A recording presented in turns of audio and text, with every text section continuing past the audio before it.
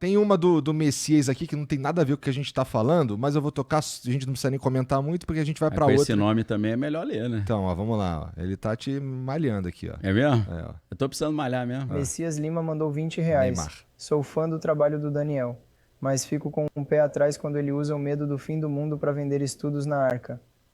Aí, ó. Tá falando que tu fica usando medo do fim do mundo. O cara que assiste meu material e fica com medo, e talvez ele seja cristão, porque a maioria do pessoal que assiste meu material é cristão, ele não conhece a Bíblia. Porque a Bíblia diz que o Apocalipse não é o fim do mundo, é a vitória de Cristo sobre as forças do mal. Então, o verdadeiro cristão, quando olha o fim do mundo, ele não fica com medo. Ele fala, glória a Deus, Maranata, ora venha, Senhor Jesus. Caraca, então, não é? Jesus está... Tu é cristão também, Daniel? Seu Daniel. Graças Sim. a Deus, né? Então, assim, quem conhece Bíblia e é cristão de verdade, quando olha o Apocalipse, fala, cara, nossa redenção tá próxima. Não é motivo de medo, entendeu? Agora, na arca, eu não boto medo no cara para ele entrar na arca. Eu explico pro cara o que tá vindo, como entender o que tá vindo e se preparar. Porque, querendo ou não, meus amigos, nunca tantos cristãos foram assassinados no planeta Terra. Recentemente, mais do que durante a história inteira. Então, Deus é bom, Jesus morreu por nós na cruz, mas o povo cristão é o povo mais perseguido. Então, a gente não vai ficar, vem, pode me matar, né? Jesus fala em Mateus 24, quando as coisas acontecerem, sai da cidade, vá para as montanhas. Quando Jesus era criança, Deus falou para José e Maria, saiam de Jerusalém e vão para o Egito. Então, Deus dá umas dicas também, não é só, eu vou viver pela fé. Então, ali na Arca, a gente trata como você se protege financeiramente desse caos, não comigo, mas com especialistas que eu trago, né, com certificado. Eu explico toda a questão da relocação estratégica, que é você ter um local para onde você pode ir se tiver um caos na sociedade, né? Então, não é botar medo para levar o cara para lá. É tipo assim, meu irmão, tá lá, se você quiser se dar mal, tudo bem, se quiser uma consultoria minha. Aí os caras ficam chateados, que eles falam assim, não, mas o Daniel vende as aulas. O brasileiro precisa, mais do que nunca, entender o seguinte. Supermercado vende pão. Açougue vende carne. Professor vende aula. E jornalista vende informação. Padrão. É isso, pô. Só um país muito fuleiro da cebola fica chateado quando o professor vende a aula. Sabe uma parada interessante? Assim, já vai voltar pro lance das guerras aí, mas um bagulho interessante que tem tudo a ver com o que você tá falando, cara. Pô, quando eu vou ver lá, vou ler lá os comentários que os caras fizeram nos vídeos e nos episódios aqui do Flow, Sim. E o cara tá reclamando que tem ad, tá ligado? Porque, assim, se você não assina o YouTube Premium, por exemplo, você tá assistindo, de repente vem um ad, né? Lógico. Pô, cara, tu faz ideia de quanto é que custa pra bancar as paradas aqui, cara? Pô, a tu quer que eu tire os ads do programa? Assim, você nem tá pagando nada pra assistir, pelo amor de Deus, né, cara? Esses caras são... Você pode não ter o ad se você pagar o Premium. Premium. O YouTube Premium lá, e nem é muito caro não, Não é muito caro não, sai mais barato que esse joguinho que tu tá jogando aí. É verdade, cara. Em vez de essa comprar pizza roupinha aí, fuleira aí que você come aí com queijo de quinta categoria. Sai bem mais barato. Sai mais barato que a pizza, pô. Ó, tem aqui, vamos lá. O Sidney mandou aqui, ó. Fala, Daniel Mastral. Opa! Daniel Lopes. Será que essa daí não é a última cartada do Trump? Última jogada? Deixou Moscou e Kiev lá no canto. Ninguém mais fala nada. Agora a atenção tá toda virada por Oriente Médio. Resolvendo o conflito lá. Pra onde é que ele vai partir, será? Pequim, Taiwan? Bom, sei lá. Legal. Se quiser participar, que nem eu já falei, quiser participar, tem o QR Code aí, tem o link aqui na descrição aí, é só mandar aí o teu Live Pix pra nós. E aí, ele tem razão? Cara, eu acho que ele tem razão. Por quê? Eu vou explicar uma análise geopolítica aqui. Vamos. Em 2003, o general Wesley Clark, general americano, ele revelou um plano que ele escutou dentro do Pentágono, onde ele trabalhava, no pós-11 de setembro. Os caras falaram, nós agora precisamos derrubar 5 países em 7 anos. Aí os países são Líbia, Síria, Líbano e o último, o Irã, que é o mais forte ali naquela região, né? O Irã é como se fosse uma potência ali do mundo islâmico e o patrocinador dos outros grupos, né? O Irã tem os proxies, né? O que é proxy? É procuração, né? Então a gente tem ali guerra por procuração. Em vez de eu ir pra guerra, eu dou uma procuração pro cara. Pô, você pode fazer serviço pra mim? Significa, se você quer destruir Israel, por exemplo, você financia o Hezbollah e o Hamas, por exemplo. E os Houthis do Iêmen, né, que estão tendo um grande destaque agora, principalmente porque os navios ali, mercantes, passam no mar, eles estão destruindo todos os navios, está gerando uma preocupação enorme. Então, o Irã é essa potência regional que patrocina essa galera toda. É o último a ser derrotado, né? Então, depois que ele falou isso, ele até lançou um livro em 2013, ele se candidatou, mas não foi eleito. Aí ele começou muito a falar isso, olha, estão programadas essas guerras para derrubar esses governos. Logo depois daquilo, a gente começa a ver as primaveras árabes, as revoluções coloridas, a gente começa a ver vários movimentos em que começa uma revolta popular, aparentemente, mas na verdade é a CIA patrocinando essas revoltas populares para derrubar inimigos dos Estados Unidos em vários lugares diferentes. Uhum. Então, quando a gente viu no Egito, tá tendo a primavera árabe. Primavera árabe nada, é tudo patrocinado pelos Estados Unidos para derrubar o cara que era inimigo dos Estados Unidos e botar um amigo. Na Ucrânia, essa briga aí já desde 2003, né? Porque os Estados Unidos tirou um cara e botou um amigo. Aí o Putin tirou o cara e botou um amigo da Rússia. Aí ficou essa dancinha das cadeiras. Uhum. Até o movimento do Euromaidan, na Praça Maidan, lá que foi em 2013, que ali deu uma zebra geral e os Estados Unidos, através da Victoria Nuland, né, que era a agente americana que fazia essas derrubadas de governo, nos bastidores, a Rússia falou, meu irmão, vocês tomaram a Ucrânia da gente então, porque vocês tiraram o nosso amigo que foi eleito e botaram o amigo de vocês, então tudo bem, só vou ficar com a Crimeia para mim então. Entendeu? Para começar. Então, assim, existe um plano para mudar totalmente o mapa do Oriente Médio. Só que isso é a segunda parte de um plano de 3 etapas que o Pentágono bolou. A primeira parte era qual? A primeira parte é tirar a Rússia da jogada. Tá. A segunda parte é tirar o Oriente Médio da jogada. E a terceira parte é, sem a Rússia e sem o Oriente Médio, partir para cima da China. Entendeu? Que isso, cara? Então, a gente está vendo agora a consolidação, ou o início da segunda parte. Qual que é a ideia? Olha a quantidade de dinheiro e de homens que a Rússia já perdeu na Ucrânia desde 2022. Para ela ajudar a galera do Oriente Médio, tá complicado hoje, porque o cara já está sobrecarregado lá. Essa era a estratégia. Porque a Rússia é o bulldog ali daquela região, o cara é mais forte. 30 mil ogivas nucleares, né? Então, vamos deixar a Rússia super ocupada, porque aí a gente parte para cima do Oriente Médio, ela não vai poder ajudar, e depois que a gente resolver o Oriente Médio, a gente parte para cima da China e não vai ter nem a Rússia nem o Oriente Médio para ajudar, que aí vai ser uma briga mais fácil. Então, pelo que ele está falando aí, eu creio que faz sentido esse raciocínio, que a gente está nessa etapa aí. São várias partes desse plano. Vou aproveitar para falar algo que é muito pouco falado. Eu sei que você recebe muita gente de geopolítica e tal, muitos analistas, mas eu vejo poucas pessoas falando sobre o projeto que foi criado no dia 10 de setembro de 2023. Tá. 10 de setembro de 2023. Outro dia. Foi anunciado ao mundo um plano que tem tudo a ver com isso, chamado IMEC. É IMEEC. Significa o quê? India, Middle East, Europe Economic Corridor. Corredor Econômico Índia, Oriente Médio e Europa. O que é isso? Um plano bolado por esse grupo para fazer frente às novas rotas da seda, né, Belt and Road da China, que a China está usando para dominar o mundo, oferecendo empréstimo e muitas vezes pegando como pagamento os recursos naturais, como fizeram com o Equador e com vários países sul-americanos. Ou até posições militares também. Também, é parceria, né? Deixa eu botar uma base aí, eu patrocino a construção de estradas e tal, aeroportos e portos, né?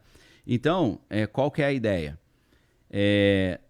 Tirar de cena a Rússia como fornecedor, na verdade, foi um pouco depois do início da guerra da Ucrânia, né? Dia 10 de setembro.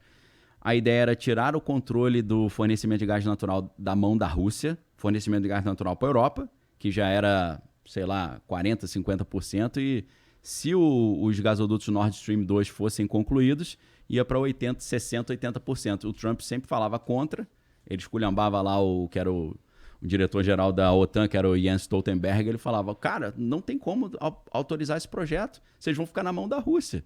Se vocês autorizarem esse projeto, eu vou sancionar as empresas alemãs que estão recebendo esse gasoduto. Ele sancionou. Aí as empresas falavam, tô fora, meu irmão, não vou ficar sancionado pelos Estados Unidos, não. Aí o projeto ficou parado, depois, misteriosamente, explodiram os gasodutos, né? Uma história não resolvida até hoje. A gente sabe que teve uma participação dos Estados Unidos, da Inglaterra e da Noruega, porque eu passava pela Noruega ali. Então, mas os caras fingem que não aconteceu nada, não fala não sabia, disso. Acho que foi um defeito, né? Não sei o que aconteceu, né? Deve ter... Acho que alguém acendeu um cigarro, caiu lá no fundo do mar, né? Não sei quantos... Bem possível. Dezenas de metros, né? Deve ter sido algo dessa natureza. Então, o IMEC, ele é uma concorrência com a Rota da Seda, e ele parte do princípio que a Rússia vai deixar de ser o grande fornecedor de gás natural, e quem seria o substituto da Rússia? Israel, tá? E aí você fala, mas Israel tem essa quantidade de gás natural? Eu ia te perguntar, se fosse chutar, eu ia chutar, sei lá, o Catar. O Catar tem gás natural pra cacete. Eu acho que o Irã, por exemplo, o Irã é o segundo maior reserva de gás natural do mundo. Qual é a ideia? Israel em si não tem grandes reservas de gás natural, mas na faixa de Gaza tem. Em 2000, a empresa, acho que foi a Exxon, descobriu no litoral de Gaza das maiores reservas de gás natural do planeta, chamada Gaza Marine, ou Marina de Gaza. E eles começaram a arrumar uma maneira de tentar explorar esse gás. Começaram a explorar nos anos 2000, só que o Hamas ficava jogando míssil nas plataformas, ficava sempre dando tiro, jogando bomba. E aí as empresas americanas falaram, vou parar, cara, não tem mais como. E aí, o que eles concluíram? Para a gente assumir o controle desse gás e substituirmos a Rússia para fornecer gás natural para a Europa, esse acordo foi feito dia 14 de julho de 2022, quando o ministro da Energia de Israel fez uma reunião com o ministro da Energia do Egito e com a Ursula von der Leyen, que é a presidente lá da União Europeia. Qual era o combinado? Israel iria pacificar a faixa de Gaza, para tirar esse problema. Pacificar daquele jeito. Daquele jeito, né? Passar o cerol. Pacificar a faixa de Gaza, entre aspas. Estou falando do discurso deles, né? Vamos pacificar, né? O Trump falando isso aqui vai virar uma Riviera. Uma Riviera francesa, coisa linda, né? Você olha e fala, esses caras são malucos, né? Não é possível. Aí, o gás seria extraído por Israel, mandado para o Egito para ser refinado, ia ser refinado no Egito e mandado de navio para a Europa. Esse que era o plano. Só que para isso precisava pacificar a faixa de Gaza. Esse projeto foi apresentado pelo Benjamin Netanyahu no dia 20 de setembro de 2023 na Casa Branca. E eu sei tudo que eles conversaram dentro da reunião lá, secretamente. Aí você fala, pô, Daniel, você é sinistro, hein? Daniel, tu tem um infiltrado lá, cara? Tu tá por dentro do tem FBI? Internet, pô.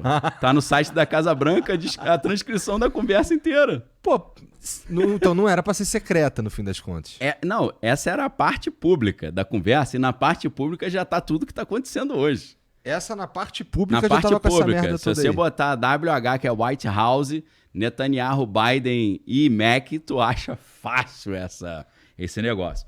Então, quando aconteceu o dia 7 de outubro lá, aquele ataque do Hamas contra Israel, eu já sabia o que estava em jogo ali. Então, o que aconteceu? No dia 20 de setembro, o negócio foi criado dia 10 de setembro. 10 dias depois, Benjamin Netanyahu pegou o aviãozinho dele e foi para os Estados Unidos para conversar com Biden.